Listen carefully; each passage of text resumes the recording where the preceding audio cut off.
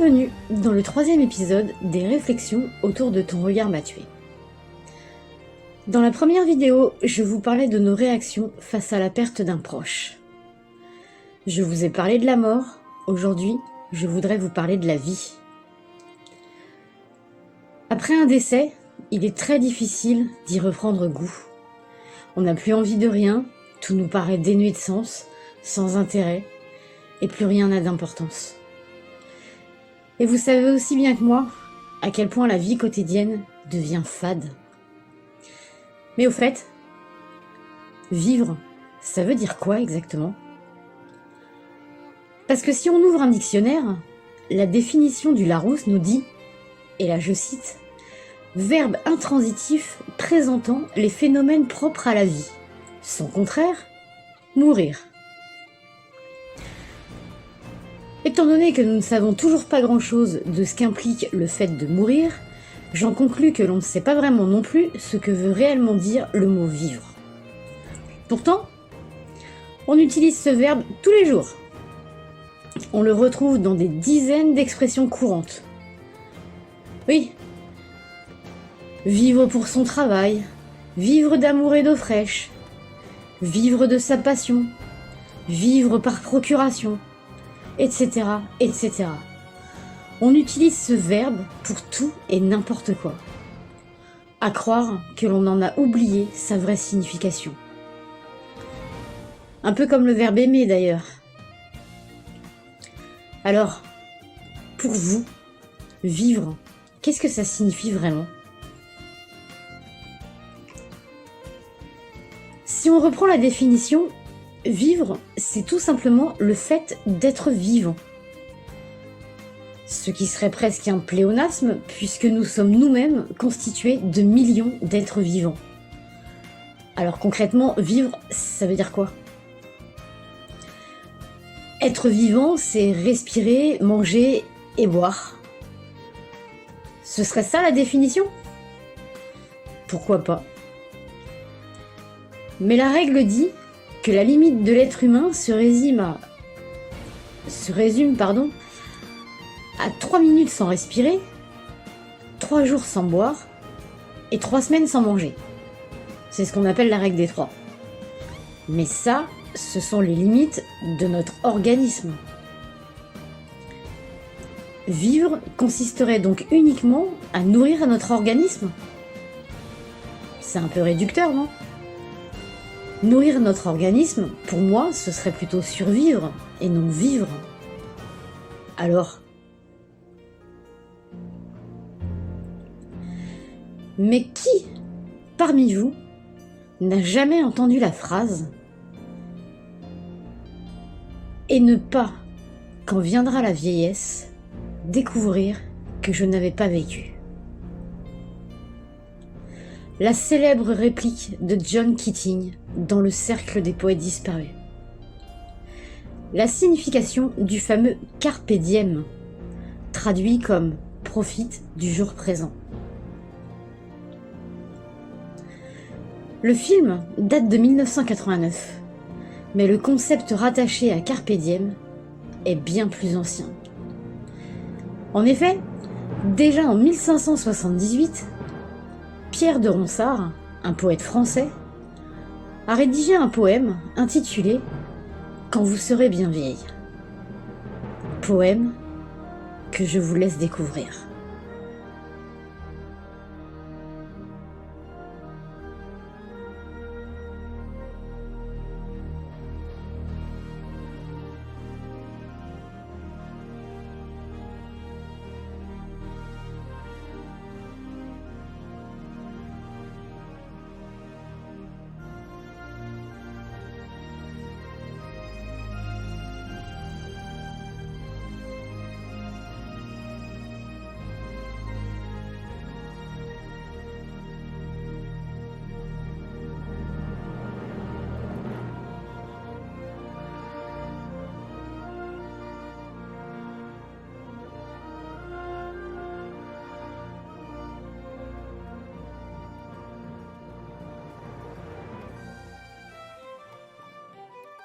La définition du verbe vivre, je crois que c'est celle-là.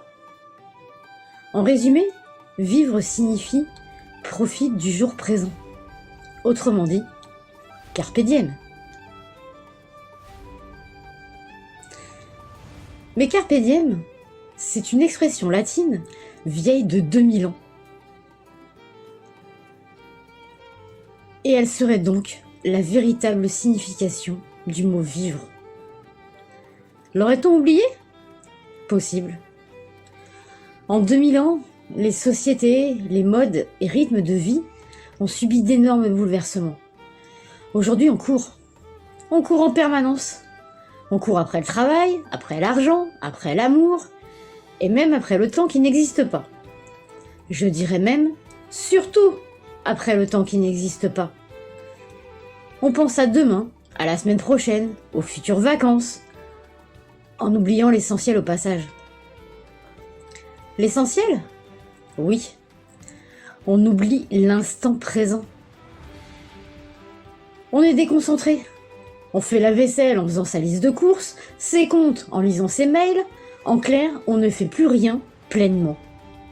On ne saisit plus l'instant présent. On ne profite plus de rien parce que l'on en a perdu l'habitude. Et il faut changer ces mauvaises habitudes. Et vite, sous peine de se retrouver un jour couché dans un lit médicalisé au fond du couloir d'une maison de retraite en se disant « Finalement, je n'ai pas vécu ». Mais comment changer nos habitudes ? Pour y arriver, je vais vous donner 3 clés. La première, c'est d'en prendre conscience. Prendre conscience qu'il faut arrêter de survivre et réapprendre à vivre. Il faut arrêter de se laisser pousser par notre propre vie. Il faut réapprendre à faire ce que l'on aime et s'organiser pour se débarrasser très vite de ce que l'on n'aime pas. Savoir prendre soin de soi et même réapprendre à s'ennuyer. Et pourquoi pas, envisager de méditer. La deuxième clé, c'est d'apprendre à dire non. Si vous avez une conscience professionnelle, si vous êtes un bon ami, un bon parent, alors vous avez énormément de mal à dire non. Des heures supplémentaires ? Pas de problème. Dépanner un ami ? Ok. Prêter sa voiture ? Ouais, je vais me débrouiller. Passer la journée dans un parc que vous détestez tous les mercredis ? Ouais, mais c'est pour les enfants. Eh bien, stop. Réduisez. Ne répondez plus systématiquement à toutes les notifications de votre smartphone. Chaque notification est une interruption de votre activité. Arrêtez. Faites ce que vous avez envie, quand vous avez envie de le faire. Gardez le reste pour plus tard. Gardez-vous un moment en fin de journée et répondez à tout le monde une bonne fois pour toutes. Ne répondez plus à chaque sollicitation, à chaque fois que l'on vous siffle. Reprenez la maîtrise de votre vie. Extirpez-vous des griffes des voleurs de temps. Apprenez à vous ressourcer, apprenez à vous connaître. Et la troisième et dernière clé, c'est de trouver l'équilibre entre égoïsme et altruisme. Oui, il faut être égoïste. Et il va falloir apprendre à le devenir. Il faut penser à votre bien-être personnel. Mais il faut aussi savoir faire preuve d'altruisme. Le but n'est pas de devenir un égocentrique mégalo, mais juste de vivre en harmonie avec soi-même. Vivre, c'est prendre du plaisir dans tout ce que l'on fait. Que ce soit vos comptes, la lessive ou votre jogging matinal, faites-le pleinement. Il faut apprécier chaque instant. Regardez les choses, les décors et les gens qui vous entourent comme si c'était la première et la dernière fois. Tout ceci vous semble impossible ? Utopique ? eh bien c'est pourtant le seul moyen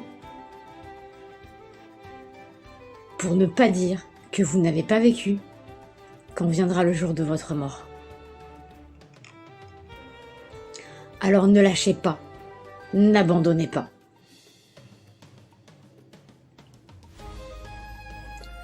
Si vous ne les avez pas encore vus, je vous invite à regarder les épisodes précédents. Et pour ne pas rater les prochains, abonnez-vous. À bientôt.